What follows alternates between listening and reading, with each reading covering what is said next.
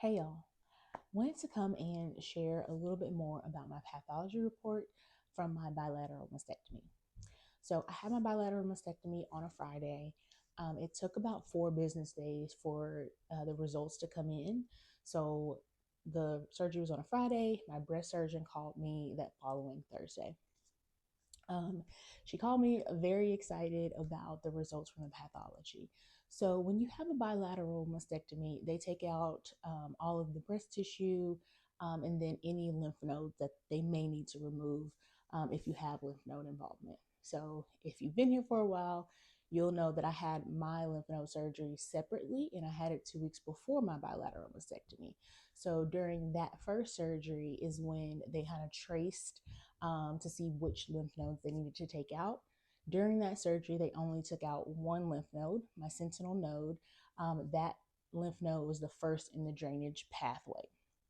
So if the cancer had spread to my lymph nodes, they would be able to detect it there, and it would let them know if they needed to remove more lymph nodes during the mastectomy.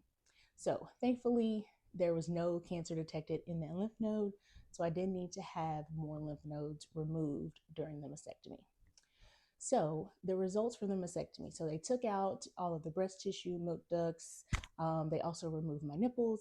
And so the pathology from that, from what they took out, showed that there was less than 1 millimeter left of invasive cancer. So that means that I had a wonderful response to the chemotherapy in terms of the cancer, not in terms of the symptoms. but that means that I had a near complete pathological response, which is not 100%, which is what I was hoping for. But it was very, very, very close. And my oncologist and my breast surgeon are very happy and excited about those results. So from here, the next steps for me in terms of treatment, I'm still recovering from my mastectomy and adjusting to these awful tissue expanders.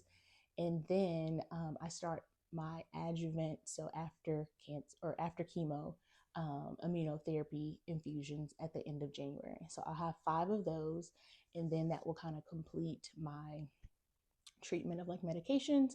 And then in June, I'll have my breast reconstruction. So that's when I'll have my deep flap surgery.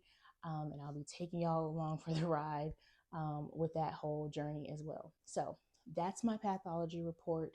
Wanted to share more. If you have any questions, feel free to drop them in the comments and I'll come back and answer them.